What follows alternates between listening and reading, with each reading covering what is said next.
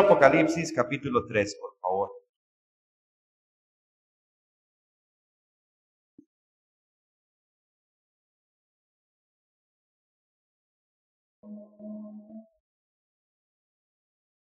Vamos a ver primero una pequeña introducción al contexto de lo que nos presenta el capítulo 3.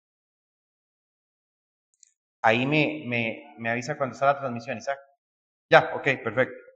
Vamos a ver un contexto de lo que nos presenta el capítulo 3 a través del Espíritu de Dios. Y es un contraste.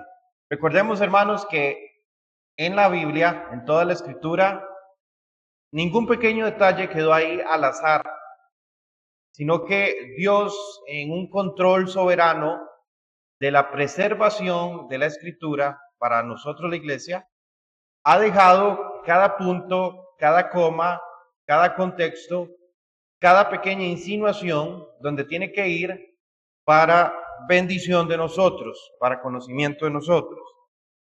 Entonces, no es de extrañarse ni decir que es una casualidad que el mensaje a Sardis, a la iglesia en Sardis, y el mensaje a la iglesia en Filadelfia esté uno después del otro. Porque aquí el contexto nos va a presentar el contraste de lo que es una iglesia que parece que está viva, que parece que está ferviente, pero Cristo dice que está muerta, y una iglesia que por el contrario parece débil, parece que cualquier cosita la va a botar, pero Cristo dice que es fiel y sólido. Entonces, Sardis y Filadelfia es el contraste de las iglesias que parecen vivas pero están muertas, y de las iglesias que a pesar de mucha fidelidad, a pesar de mucha debilidad, son encontradas fieles y aprobadas por el Señor. Entonces aquí el Señor nos está mostrando los dos extremos. Siempre recordando, hermanos, el contexto general del mensaje a las 7 iglesias en los capítulos 2 y 3 de este libro, que a pesar de que sí fueron mensajes prácticos para iglesias que existieron en esos lugares. Entonces, esto que está aquí hace un poquito menos de 2000 y algo de años, fue un mensaje, fue una amonestación para una iglesia, para personas, para cristianos reales de este tiempo. Pero hoy, y fue dejado, fue preservado en las cartas que hoy conforman la Escritura, hoy fue dejado para nosotros, porque cada iglesia representa un examen y un consejo, una solución, una cura para diferentes situaciones que enfrenta la iglesia moderna. Vimos en la iglesia de Éfeso, ¿verdad? La iglesia de Éfeso. ¿Cuál era el problema de la iglesia de Éfeso? Que había perdido el amor. Entonces, eso puede pasar hoy en día. Que una iglesia pierde el amor y haga las cosas por el mero institucionalismo, por la mera obligación. Vimos el mensaje a la iglesia de Esmirna, que era una iglesia que estaba sufriendo. Hoy las iglesias también sufren. Vemos el mensaje a la iglesia de Pérgamo, que era una iglesia que tenía una amenaza doctrinal desde su interior. Y hoy en día también está ese problema. Vimos el mensaje a la iglesia de Tiatira, que Tiatira lo que tenía era un sincretismo, ¿verdad? Y el Señor a cada uno de los problemas de las iglesias les da una solución. Entonces, hubieron cristianos en todos estos lugares que fueron amonestados por Cristo, pero hoy también la iglesia presenta los mismos problemas y aquí está la solución. Entonces, hermanos, siempre que leamos el mensaje a las iglesias, debemos recordar eso. No solo es una biografía, ¿verdad? No solo es una historia que quedó ahí guardada, sino que estas palabras, así como toda la Escritura, siguen aplicando hoy en día para todos nosotros, como iglesia colectiva y como iglesia individual. Entonces vamos a leer los versos del 1, Apocalipsis 3, del 1 al 6, que es el mensaje a la iglesia de Sardis. Dice: escribe al ángel de la iglesia en Sardis, el que tiene los 7 espíritus de Dios y las 7 estrellas, dice esto: yo conozco tus obras. Y escuche bien esto: que tienes nombre de que vives y estás muerto. Sé vigilante y afirma las otras cosas que están para morir, porque no he hallado tus obras perfectas delante de Dios. Acuérdate pues lo que has recibido y oído, guárdalo y arrepiéntete. Pues si no velas, vendré sobre ti como ladrón, y no sabrás a qué hora vendré sobre ti. Pero tienes unas pocas personas en Sardis y no has manchado sus vestiduras, y andarán conmigo en vestiduras blancas porque son dignas. El que venciere será vestido de vestiduras blancas, y no borraré su nombre del libro de la vida, y confesaré su nombre delante de mi Padre y delante de sus ángeles. El que tiene oído, oiga lo que el Espíritu dice a las iglesias. Pidámosle hoy al Señor: Señor, abre mis oídos, abre mi entendimiento, Señor, ilumina mi entendimiento, porque estas palabras son para la iglesia de hoy, que somos usted y yo, amado hermano. Sardis era una antigua ciudad que fue muy gloriosa, fue parte de un reino que se llamó Lidia y era famosa porque era una ciudad muy rica, pero también era famosa porque esta ciudad fue tomada 2 veces por un descuido militar. Se confiaron. Entonces, los de esta ciudad sabían esa historia, ¿verdad? Que se confiaron y por eso capturaron la ciudad. Y era como un refrán que había en la ciudad de Sardis. Aquí podemos ver que Cristo, por eso en el verso 3, dice: si no velas, vendré sobre ti como ladrón. Entonces, el Señor les está recordando parte de esos descuidos, ¿verdad? Que no nos podemos, o esta iglesia le estaba diciendo que no se confiara. El Señor está haciendo aquí una metáfora espiritual. Confiaron en su reputación y cayeron por no ser vigilantes. Entonces, a como estaba esta ciudad, estaba la iglesia que se encontraba en esta ciudad. Gozaban de una gran reputación.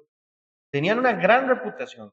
Tienen nombre de que vives, pero no tenían una realidad espiritual aquí en Sardis. Eran un adorno. ¿Estamos entendiendo, hermanos? Sí. ¿Qué entendemos de esto? Tienes nombre de que vives, pero estás muerto. Hermanos, una iglesia puede tener edificios, ¿verdad? Aquí podemos tener, bueno, aquí no, pero una iglesia puede tener el edificio más lujoso, con butacas, con aire acondicionado, que aquello parezca más bien un cine, y pantallas, y luces, y todo, ¿verdad? Y cafetería, hasta meseros puede tener la iglesia. ¿Ah? La iglesia puede tener una historia preciosa desde tiempos antiguos. Veamos un ejemplo moderno: el tabernáculo metropolitano. ¿Ustedes han escuchado hablar del tabernáculo metropolitano?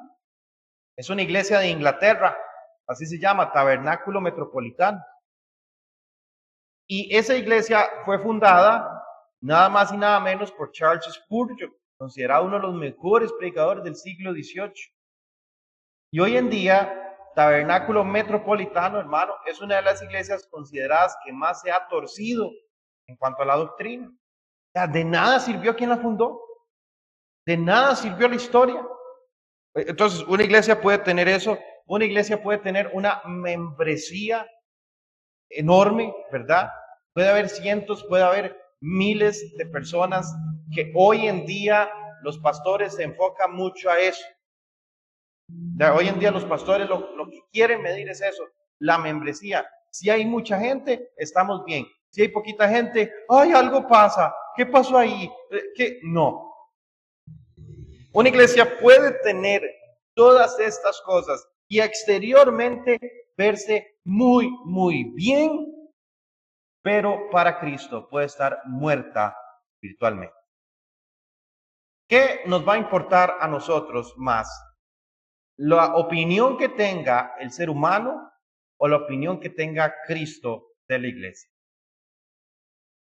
Yo no sé usted, hermano, pero la opinión de Cristo es la única que a mí me importa y la única que nos debería importar a todos.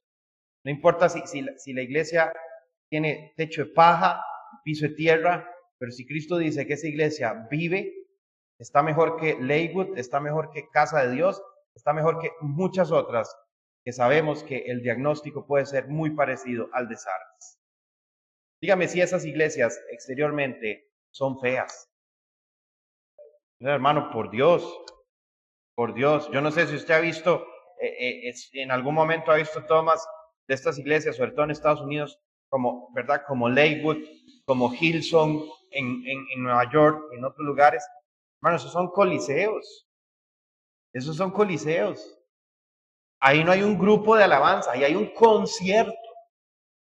Ahí hay músicos de todas las formas, con todos los instrumentos, hasta con instrumentos que usted no sabía que ni existían, ¿verdad? Y la pregunta ¿es todo eso un indicador de que esa iglesia verdaderamente camina tras los pies de Cristo? ¿Es todo eso un indicador de que esa iglesia verdaderamente es fiel a Cristo? ¿O más bien son todas estas cosas alicientes para que la iglesia parezca lo menos posible a una iglesia? Para no ofender al mundo, sino más bien, vamos a atraer al mundo haciendo que el ambiente de la iglesia sea parecido al ambiente del mundo. Entonces tenemos luces, tenemos conciertos, tenemos máquinas de humo, tenemos predicadores modernos, ¿verdad? Que no van a hablar de santidad, no van a hablar de pecado, no van a confrontar al pueblo con la verdad, sino que van a dar mensajes a la conciencia, pero no confrontando la conciencia, sino mensajes que alivianen la conciencia y que hagan sentir a las personas, como dicen hoy, empoderadas, animadas. Entonces, hermanos, son terapeutas de emociones, pero pastores no son. Entonces, vemos en Sardis este ejemplo, que a pesar de que una iglesia tenga una reputación en el mundo, en la comunidad, puede ser que para Cristo esté espiritualmente muerta. Como dijo Tozer, la reputación que los hombres nos dan no es evidencia de la vida que solamente Dios puede ver.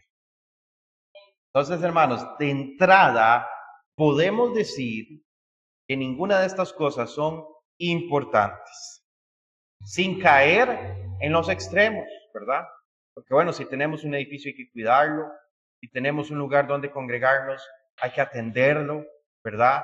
Si podemos mejorar algo para comodidad de los hermanos y está la posibilidad de hacerlo, pues se hace, porque tampoco vamos a caer en el error de pensar que la pobreza y la limitación es sinónimo de más llenura o de más presencia de Dios, ¿verdad? Como piensan los ascetistas. Entonces todo con una medida, hermanos, pero de primera entrada, con solo esta frase que Cristo dice, tienes nombre de que vives, pero estás muerto, con solo esta frase nos damos cuenta que lo exterior, y en el contexto de toda la Biblia, por supuesto, nos damos cuenta que para Dios lo exterior, no importa nada. A Dios no le sirve nada a una iglesia que por fuera sea muy bonita, a Dios no le sirve nada a una iglesia que haga muchas cosas, que haga muchas obras sociales, si en su corazón están muertos. Y vamos a desmenuzar más esto.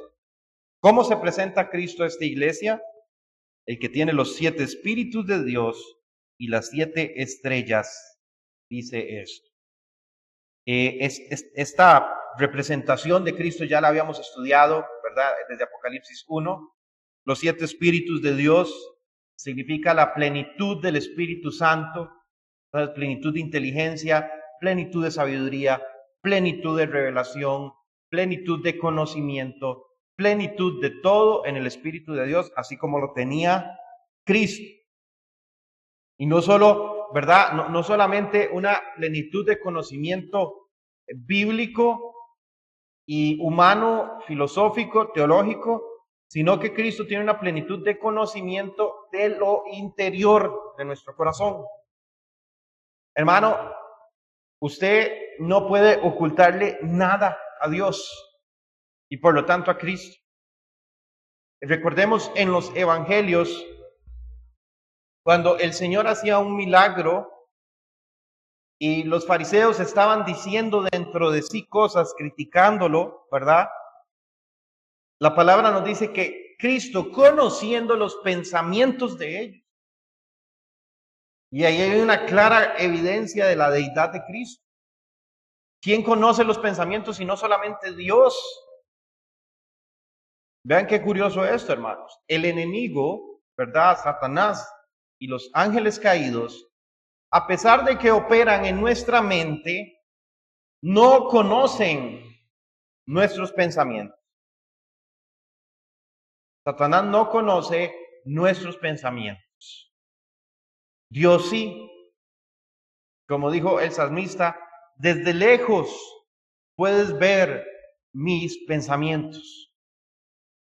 Entonces, Cristo se presenta a esta iglesia como el que tiene los 7 espíritus de Dios, haciéndole entender a esta iglesia que delante de él no había nada que ocultar, a pesar de la gran mampara de obras, de actividades, de lo que fuera que hiciera esta iglesia, que le acarreaba esa reputación de que estaba viva. Cristo le está diciendo a esta iglesia, yo tengo la plenitud del conocimiento y la revelación. Estas obras no me impresionan. Estas obras no me van a engañar. ¿Qué es lo que pasa con las personas hoy en día? Cuando ven una iglesia, ¿verdad? Y ven muchas personas, y ven un edificio bonito, y ven un predicador así, ¿verdad? Con lo que decimos nosotros, con hablada, con mucho carisma, podríamos decirlo, con mucha fascinación sobre las personas, y ven muchos instrumentos, y la banda toca muy bien, y todo. La gente es fascinada en sus sentidos por esas cosas, y toma una conclusión muy peligrosa y muy equivocada diciendo, ¡ay, en esta iglesia está Dios! Porque mire qué lindo todo. Desde los instrumentos hasta los zapatos del pastor. Vea qué lindo todo. Aquí está Dios. Y mucha gente dice lo siguiente. Si Dios no estuviera con ellos, ¿cómo podrían hacer todas estas cosas? Pastores, que si Dios no los bendijera, ¿cómo podrían tener tantas personas? ¿Cómo podrían tener tantas cosas? Y la iglesia tan grande y la membresía tan grande. Si Dios no estuviera con esa persona, ¿cómo podría hacer eso? Explíqueme. Hermano, 2 Timoteo 3 o 2, la palabra dice que en los postreros días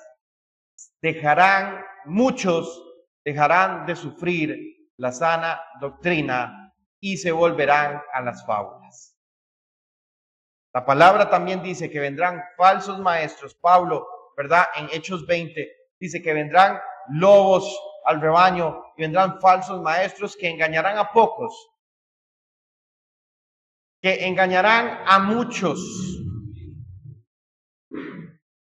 Entonces, la misma Biblia nos da la razón de que esas personas sean tan famosas y que sean seguidos por muchos.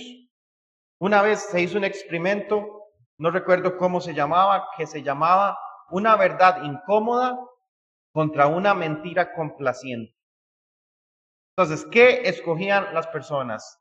Una verdad incómoda, una verdad que doliera, una verdad difícil de asimilar, pero es la verdad, o una mentira que los complaciera, que les alivianara, que los hiciera sentir bien. Y muchas personas escogieron la mentira. Y el mismo Jesucristo lo dijo, ¿verdad? Él vino como luz y aún así las personas, muchos escogieron las tinieblas porque sus obras eran malas. Vean ustedes qué tremendo, hermano. Hace poco subí un video en mis estados, en mis redes sociales, acerca de un hereje muy famoso que hay aquí en Costa Rica.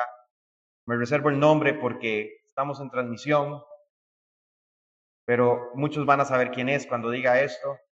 Este hereje empezó a decir que Dios estaba materializando diamantes en las manos de las personas. ¿Ah? Y aparecía una muchacha ahí y se le veía como no voy a decir que es un diamante, porque no, como un brillito en las manos, ¿verdad? Y este hereje, este falso apóstol dice, Dios me está diciendo que busquen, porque hay más diamantes materializando. Busquen. Conversaba con mi papá sobre esto y él me decía, claramente eso es un engaño. ¿A qué nos llevaría la lógica, la sabiduría, las reglas de la experiencia a pensar eso? A pensar acerca de eso, hermano. O sea, ¿qué pensaríamos?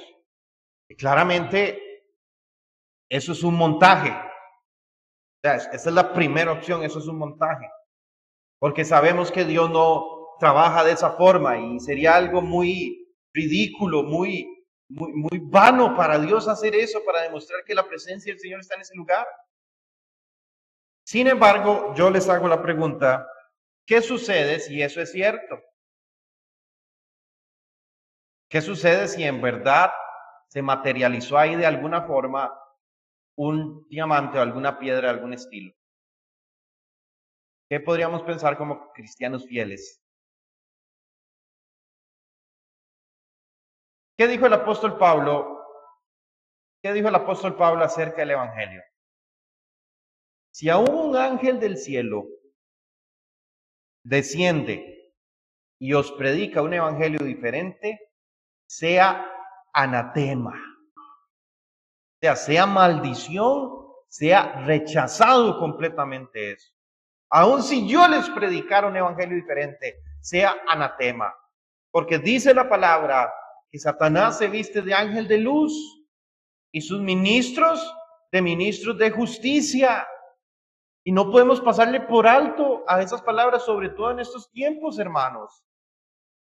Entonces, si sobrenaturalmente estamos en un lugar y empieza a brotar aceite, empieza a caer escarcha y se empiezan a manifestar este tipo de cosas y no tenemos forma de probar que es un montaje y nos aseguran que es verdaderamente cierto, aplicamos lo que dijo Martín Lutero. Si en una iglesia no se predica la Biblia, hay que salir corriendo de ahí, aunque todos los días sucedan milagros.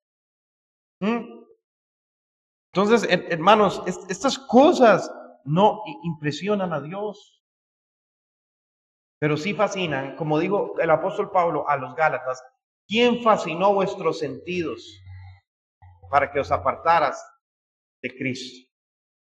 Los sentidos de muchas personas son fascinados en este tipo de lugares, con la música, la puesta en escena, la presentación, con muchas cosas, para creer que verdaderamente es un lugar de Dios, cuando en realidad, como dice esta Santa Escritura, muchos de esos lugares son sinagogas de Satanás.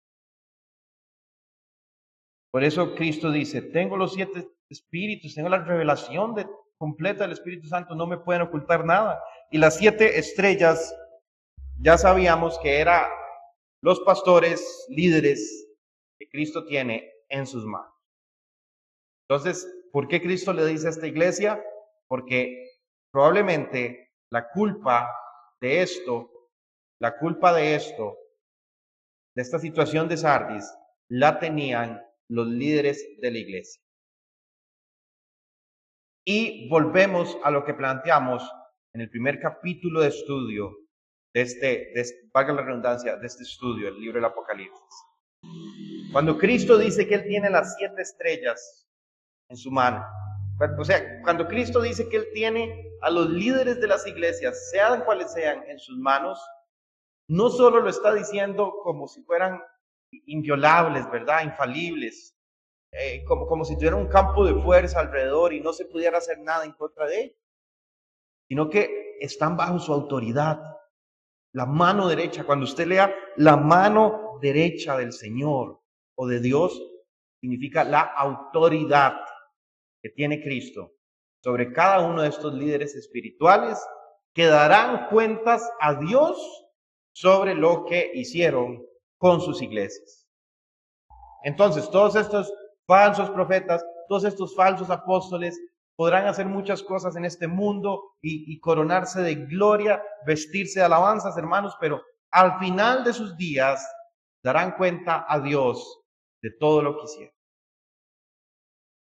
Y ojalá les permita el Señor arrepentirse, porque si no serán de aquellos de los cuales el Señor habló diciendo, muchos me dirán en aquel día, Señor, Señor. Y yo les diré, no os conozco, apartaos de mí, hacedores de maldad. Señor, pero en tu nombre profetizamos, en tu nombre predicamos, en tu nombre echamos fuera demonios, en tu nombre hicimos muchos milagros. No los conozco. Qué tremendo, hermanos. La vida espiritual, hermanos, la vida de una iglesia, solamente viene del Espíritu Santo, no de los métodos humanos. Sardis había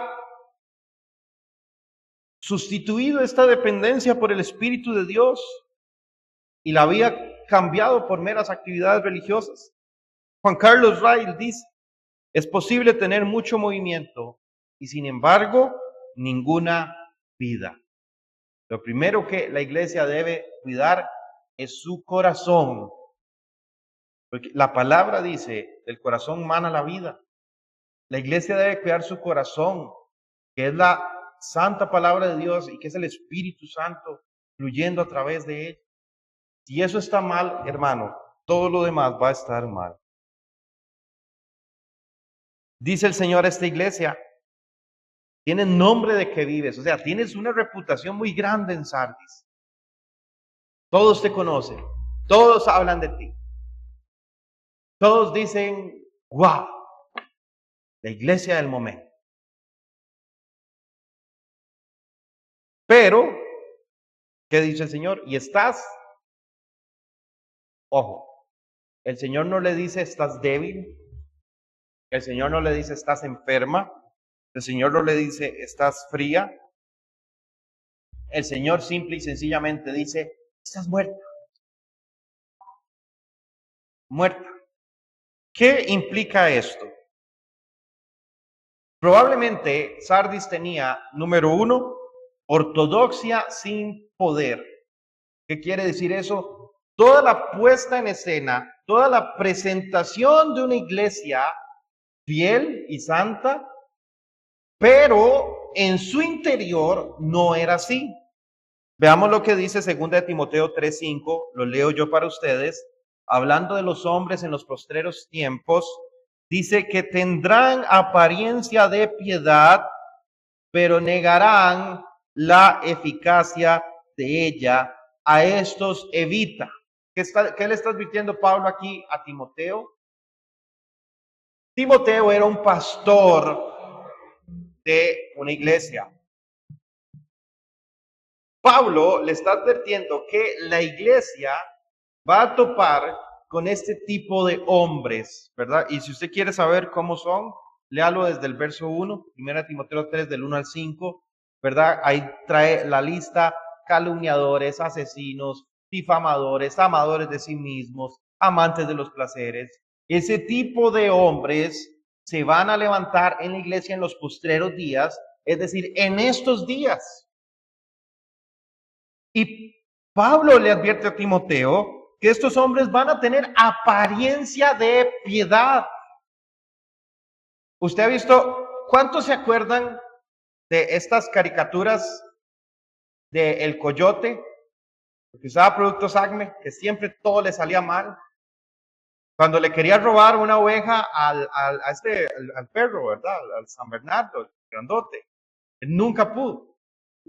¿Cuántos se acuerdan que una de las cosas que hacía este coyote era que sacaba un disfraz de ovejita y se lo ponía encima? Claramente era un coyote.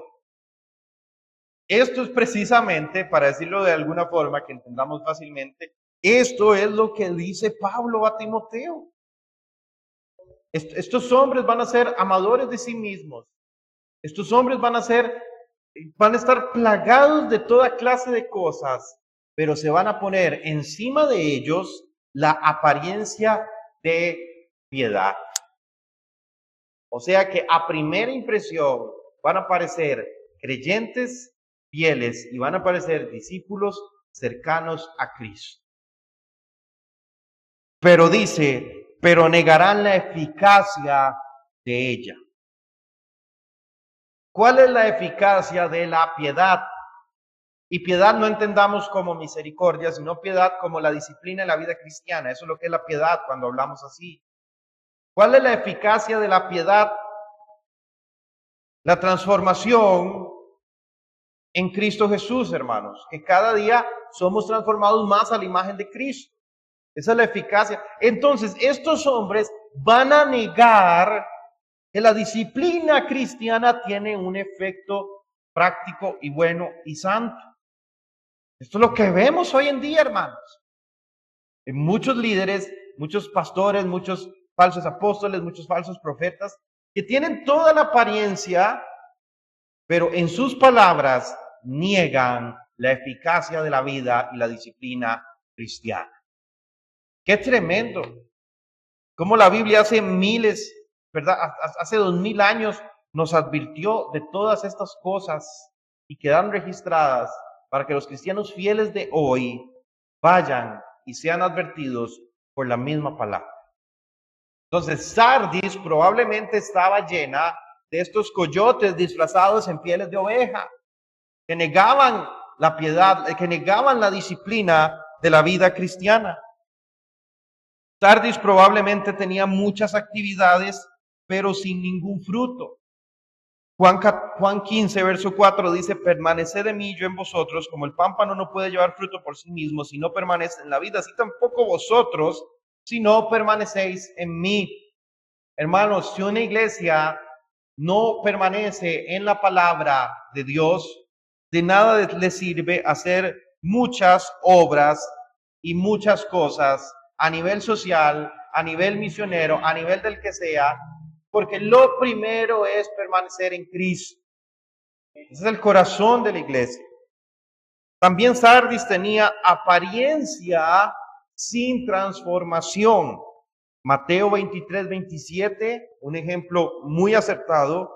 Ay de vosotros, escribas y fariseos hipócritas, porque sois semejantes a sepulcros blanqueados que por fuera la verdad se muestran hermosos, mas por dentro están llenos de huesos de muertos y de toda inmundicia. Así también vosotros por fuera la verdad os mostráis justos a los hombres, pero por dentro estáis llenos de hipocresía e iniquidad. Esto es, o este ejemplo, hermanos, es la apariencia sin una transformación verdadera al Señor. ¿De qué está hablando Cristo aquí? Había una costumbre en los tiempos del Señor de que las familias más pudientes podían hacer tumbas, mausoleos muy, muy lujosos. Y el Señor dice, ese mausoleo que está ahí, ¿verdad? Esos sepulcros hermosos por fuera, ¿verdad? Adornaditos, ¿verdad? Con placa, con cerámico. No estoy diciendo que eso sea malo, claro, ¿verdad? No estoy diciendo que eso sea malo, hermanos, para el ejemplo. Pero esos sepulcros, ¿verdad? Los podemos enchapar en oro si quisieran. ¿Pero qué tienen por dentro? Muerte. Porque Dios no mira lo de afuera, Dios mira el corazón. Las apariencias delante de Dios, amados hermanos, de nada sirve. De nada sirve guardar una apariencia delante del Señor. La muerte espiritual, hermanos, puede vestirse muy fácilmente de actividad religiosa. Es que hacemos esto, y jornada de esto, y gira de esto, gira de milagros, y gira evangelística, y esto, y taca, taca, taca, taca, y todo lo que usted quiera ponerle, hermanos, pero si el corazón de la iglesia no está en la Escritura, no está en Cristo, esas cosas de nada valen. Martin Lloyd Jones decía, la tragedia del cristianismo moderno es que confunde actividad con vitalidad. Es que, pastor, en la iglesia, vea que aquella iglesia tiene y grupos de jóvenes, y encuentros, y campamentos, y tours cristianos, y esto, y lo otro, y aquí, y allá. Sí, pero ¿por qué no nos ocupamos de regresar a la Biblia de una forma honesta, de una forma humilde para el Señor? ¿De qué, hermano, de qué sirven todas esas cosas? Como yo le decía a alguien, ¿cuál es el fruto verdadero de todo eso? Si queremos utilizar todo eso para cambiarlo por la Escritura, por humillarnos delante de la Escritura. ¿De qué sirve todo eso? No sirve para nada. ¿Cuál es el llamado? ¿Cuál es la amonestación que hace Cristo a esta iglesia? 3 cosas. Sé vigilante. El Señor le dice a esta iglesia, sé vigilante. El Señor le dice a esta iglesia, afirma las cosas que están para morir. Y el Señor le dice a esta iglesia, acuérdate, guarda y arrepiente. 3 versos claves. Y vamos a ver esto. Sé vigilante. ¿Qué significa esto, hermanos? Dejar la complacencia. Dejar la comodidad, despertar. Es un llamado que Cristo hizo a la iglesia de Sardis a romper esta inercia espiritual. ¿Qué pasó en Sardis? Habían encontrado un método que funcionaba. Pongámoslo de esta forma. Habían encontrado un método que atraía a la gente, que llenaba la iglesia, que tal vez llenaba las arcas de la iglesia. Y como se dice en el mundo, lo que no está roto, no hay que repararlo. Entonces tal vez Sardis encontró este método que funcionaba y se quedaron ahí estancados. No se preocuparon más por profundizar en la palabra de Dios, no se preocuparon más por la santidad, no se preocuparon más por ser llenos, transformados por el Espíritu y la imagen de Cristo, no se preocuparon más por ninguna de estas cosas. Se quedaron ahí. Cristo les dice, despierten de ese sueño. Como hoy en día muchas iglesias descubrieron algún sistema que llenó las expectativas del liderazgo, de la membresía, no sé, y se quedaron ahí y no se preocuparon más por avanzar. Y el Señor les dice, despiértense, sean vigilantes. Y el Señor también le dice a esta iglesia, afirma las cosas que están para morir. ¿Qué quiere decir esto? Que aún quedaban chispas, que aún quedaban pequeñas brasas en Sardis de personas fieles que retenían la palabra del Señor. Aún quedaba algo. Y el Señor le dice a esta iglesia, al pastor de esta iglesia, al liderazgo de esta iglesia, cuide que esas personas no mueran, o sea, no salgan de la iglesia. Afirma eso. Revívelos antes de que se mueran también. Y el Señor le dice a esta iglesia, acuérdate, guarda y arrepiente. Hermanos, acordémonos de la palabra. ¿Qué le dijo? Bueno, no, es lo que sigue. Es la iglesia que sigue. Pero acordémonos de la Escritura. Atesoremos la Escritura en nuestro corazón. Y la Escritura misma nos va a llevar al arrepentimiento. Solo la Escritura puede hacer que nosotros nos arrepintamos. Conoceréis la verdad y la verdad os hará libres. Qué tremendo. Señor, gracias. ¿Cuál es la advertencia a esta iglesia? ¿Cuál es la promesa? Perdón, la advertencia de esta iglesia si no se arrepentía. El Señor les dice, vendré sobre ti como ladrón en la noche. ¿Qué significa esto? Vendré sobre ti como ladrón en la noche y no sabrás la hora que vendré sobre ti. Algunos decían que esto significaba que si esta iglesia no se arrepentía, se iba a quedar en el rapto por el tema de el ladrón en la noche y las palabras que el Señor habló en los evangelios, ¿verdad? Porque la venida del Hijo del Hombre será como ladrón en la noche, que nadie lo espera, y todo esto. Pero Cristo no está queriendo decir esto como un tipo de advenimiento, sino como un juicio repentino. Este tipo de iglesias no esperan. Vamos a poner esto, hermanos. Vamos a sintetizar el caso. Sardis o el modelo de Sardis es una iglesia que exteriormente se ve bien. Sardis es una iglesia que no está pasando por ningún tipo de necesidad económica, ni ninguna situación. Están bien, tienen reputación, tienen todo, digamos. Lo que menos esperaría una iglesia como esta es algo que de un pronto a otro se la traiga al suelo. Y esto es lo que el Señor advierte a estas iglesias. Ustedes no saben en el momento en que yo voy a venir sobre ustedes y no se arrepienten. ¿Sabe cuál es un ejemplo moderno de una iglesia Sardis moderna? En algún momento yo les he contado la historia. Hillsong, Nueva York.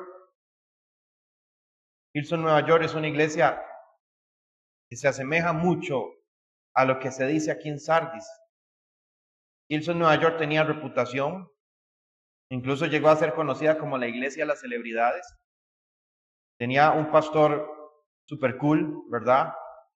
Tenía un equipo de música que no solo era un equipo de música, como les decía, hermanos, eran artistas dando un concierto y todo iba viento en popa, hasta que pasó algo, un pequeño descuido de ese pastor y todo se vino abajo. Todo se vino abajo.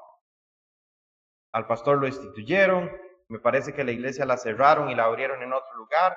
Y lo que en algún momento fue como el centro del cristianismo moderno, el cristianismo buena onda, el cristianismo cool, se vino abajo. Y esto es precisamente lo que el Señor dice.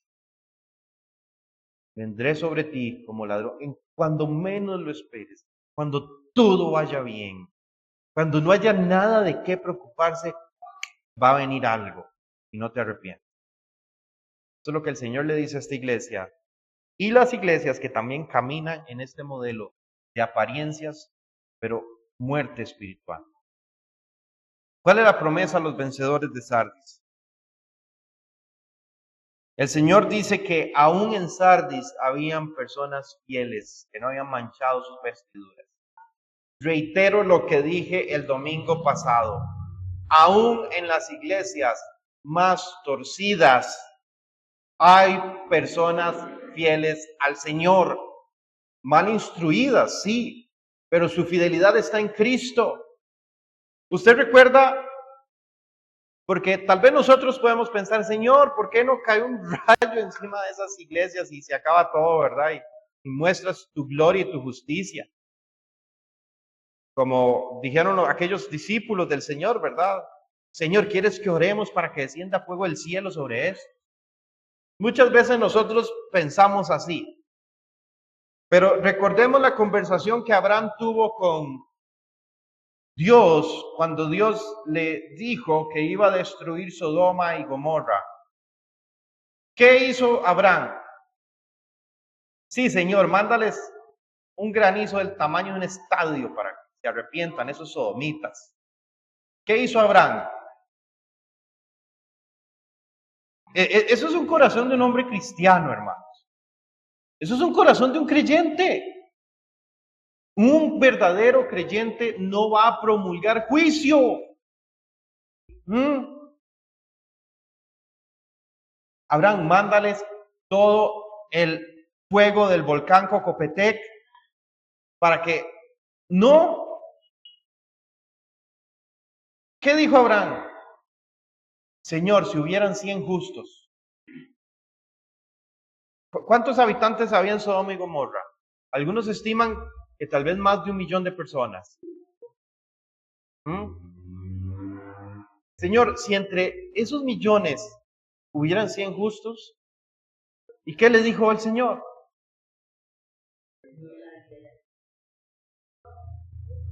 No la voy a destruir por amor a los 100.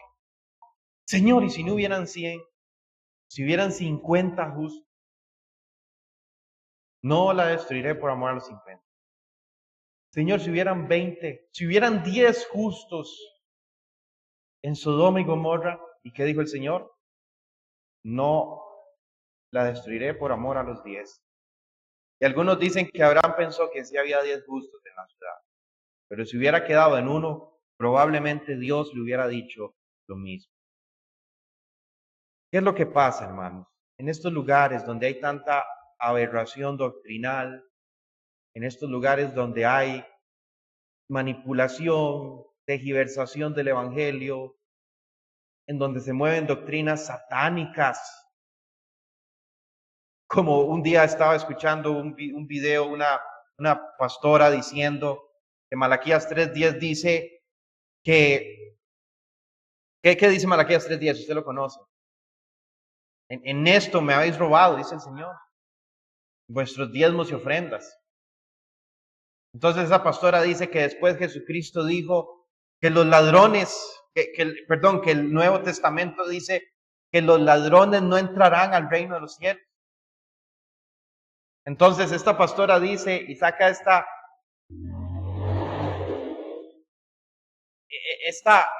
fatídica conclusión de que el que no diezma es un ladrón, por lo tanto pierde la salvación y se condena al infierno. ¿Cuántas herejías hay ahí? Como 3 ya. Entonces, si aplicamos una interpretación reversa, yo puedo decir que el dinero me abre a mí las puertas del cielo. ¿Cierto? ¿Y quién? ¿Ustedes saben quiénes pensaron así? Ese pensamiento no es nuevo. Ustedes saben quiénes habían pensado así ya, que el cielo, decirle a la gente que el dinero les abría las puertas del cielo. Los papas, con las indulgencias. Hermanos, cualquier doctrina que tenga la más mínima implicación que el dinero compre el favor de Dios es completamente satánica. Fue forjada en el corazón del infierno. Y hay personas en las iglesias, de forma directa o indirecta, enseñando eso, que el dinero compra el favor de Dios. No nos equivoquemos, hermano. No nos equivoquemos con eso. Habían en Sardis pocas personas, y aún en estas iglesias tan torcidas, yo les garantizo que aplica lo mismo que Dios le dijo a Abraham. Esas iglesias no son destruidas por amor a los 20, por amor a los 10 fieles que hay ahí al Señor. El Señor tiene misericordia, hermanos.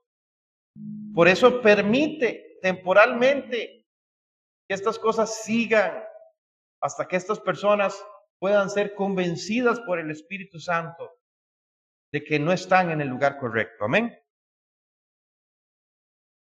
El Señor le promete a los vencedores 3 cosas. Andarán conmigo en vestiduras blancas, que eso significa una victoria, una comunión, una pureza con el Señor. Confesaré su nombre delante del Padre y de sus ángeles, que es un honor eterno, que es lo que Cristo dijo, ¿verdad?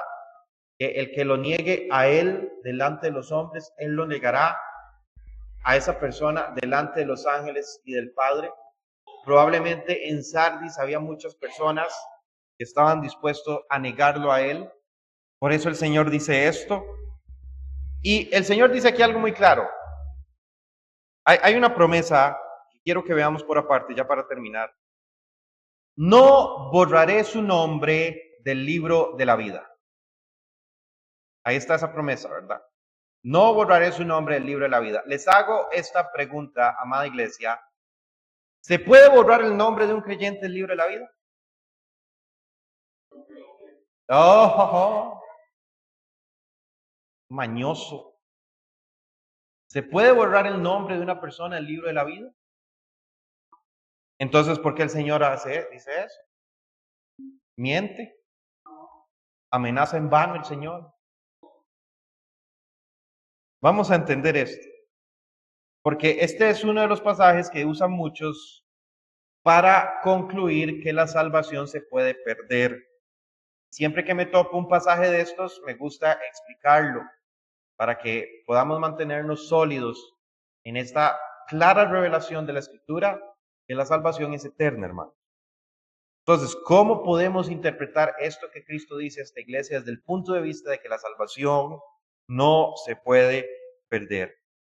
Veamos esto. La frase no significa que el verdadero creyente pueda ser borrado del libro de la vida. El libro de la vida es Cristo, ¿verdad? Claramente. Eso no significa que el creyente pueda ser borrado de Cristo, sino significa lo contrario. Cristo está afirmando la seguridad eterna de los verdaderos creyentes. Los teólogos han interpretado esto como una promesa enfática, no como una advertencia condicional. Entonces, Cristo promete que no va a borrar nuestros nombres del libro de la vida. Es una promesa, no es una amenaza. ¿Verdad? Cristo no está diciendo, si no hacen lo que digo, los borro. No, es una promesa. No borraré sus nombres del libro de la vida. Ahora, en el mismo libro de Apocalipsis, encontramos dos versículos que nos dan el argumento suficiente para establecer que este libro de la vida es inalterable. No es, como les digo, no es un libro místico, ¿verdad? Ahí va a salir un librote grande. El libro de la vida es Cristo. Veamos Apocalipsis 13, verso 8. Vayamos ahí. Apocalipsis 13, verso 8.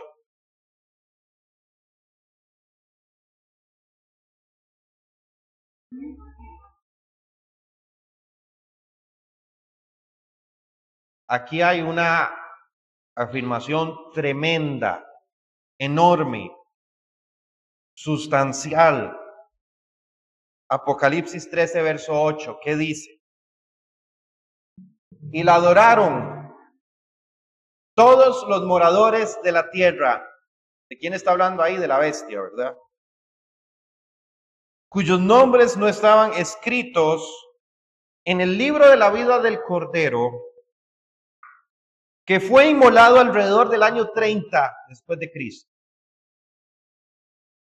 ¿Qué dice? ¿Qué dice? Vamos a leerlo otra vez. Y la adoraron todos los moradores de la tierra cuyos nombres no estaban escritos en el libro de la vida del Cordero, que fue inmolado desde el principio del mundo. Pastor, pero sabemos que Cristo murió alrededor del año 33 después de él. Cristo murió, ¿por qué dice que desde el principio del mundo? Porque, hermanos, aquí nos está hablando del pacto de redención. Y el pacto de redención fue desde el principio. No fue que la historia iba transcurriendo y en algún momento Dios llegó y le dijo a Cristo, Cristo, ya sé lo que vamos a hacer. Usted va a ir a morir por los pecados. Uy, qué buena idea. No, desde antes, desde la eternidad ya había un pacto trinitario entre el Padre, el Hijo y el Espíritu Santo, donde el Hijo iba a morir por un pueblo, para que ese pueblo encontrara gracia y favor delante de Dios, siendo cuidados bajo el Espíritu Santo. Por eso dice que desde el principio del mundo Cristo fue inmolado. Entonces, desde ese principio se pagó el precio por los redimidos, o se estableció que iban a haber redimidos. Años, siglos después, se efectuó la practicidad de ese pacto de gracia, de redención, a través del pacto de gracia, Cristo Jesús muriendo en la cruz por los pecadores. Y Apocalipsis 17:8, vayamos ahí.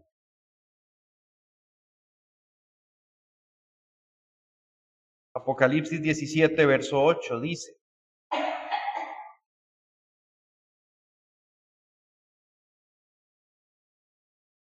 la bestia que has visto era y no es, y está para subir del abismo e ir a perdición. Y los moradores de la tierra, aquellos cuyos nombres no están escritos, escuche bien, desde la fundación del mundo en el libro de la vida, se asombrarán viendo a la bestia que era y no es y será.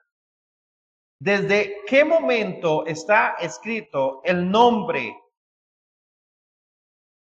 de nosotros en el libro de la vida?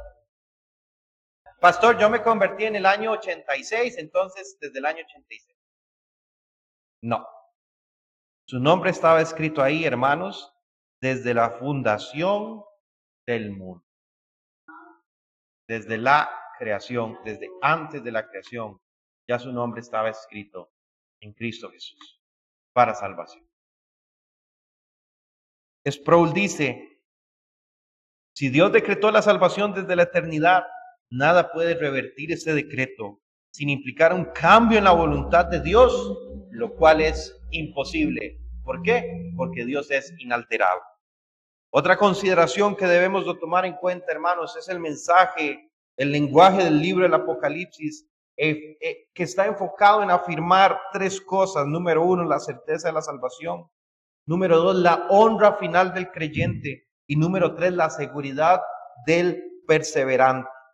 Por lo tanto, hermanos, esta afirmación, no borraré tu nombre del libro de la vida, debe entenderse desde la doctrina de la perseverancia de los santos. Entonces, no es, escuche bien, no es, si no vences, te borro.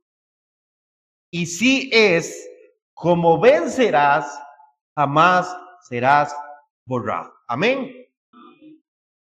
Finalmente, hermanos, tomemos el contexto de la iglesia de Sardis, que probablemente estaba llena de falsos creyentes.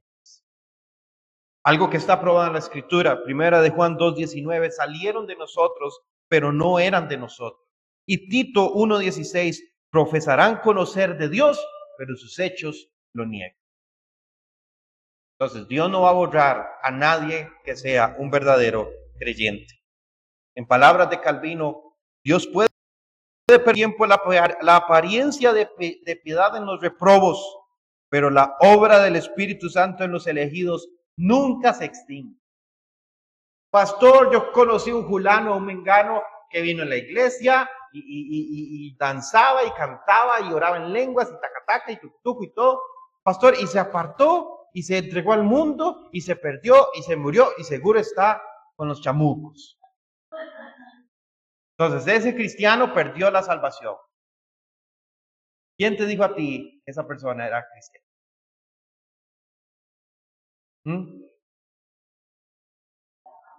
Era de apariencia. Porque la obra del Espíritu Santo. Entonces, pastor, un cristiano nunca puede ir al mundo. ¿Quién dice que no? Puede caer. Un creyente puede caer y puede caer feo. Pero la obra del Espíritu Santo nunca se va a extinguir en la vida de esa persona. Y como el hijo pródigo, ¿verdad? Por diosero, lleno de comida para cerdos, oliendo a chancho, pero vuelve al Padre. Eso es lo hermoso de estas doctrinas, hermanos. Nos aseguran que el que está encargado de nuestra salvación no somos nosotros, es Dios, es el Señor. Y aquí dejamos esto aquí, hermanos, para el culto. Vamos a tomar 15 minutos de receso, por favor. Y para el culto seguimos con el mensaje a la iglesia de Filadelfia. Demos gracias al Señor por este mensaje y por los alimentos que vamos a disfrutar. Bendito Padre Celestial, tú eres bueno, tú eres maravilloso y hermoso, Señor. Te damos gracias por la plenitud de tu palabra. Señor, que podamos tomar esta advertencia hacia Filadelfia, que podamos acordarnos, guardar y arrepentirnos en tu palabra. Señor, bendice este tiempo que vamos a tomar de descanso. Permítenos hablar cosas que te glorifiquen a ti, Señor. Permítenos disfrutar en la compañía de los hermanos que no hemos visto tal vez en toda esta semana. Señor, bendice a los hermanos que preparan estos alimentos y, Señor, bendícenos para que podamos glorificarte en todo. Te damos gracias, Padre, en el nombre de Cristo Jesús. Amén y amén. Hermanos,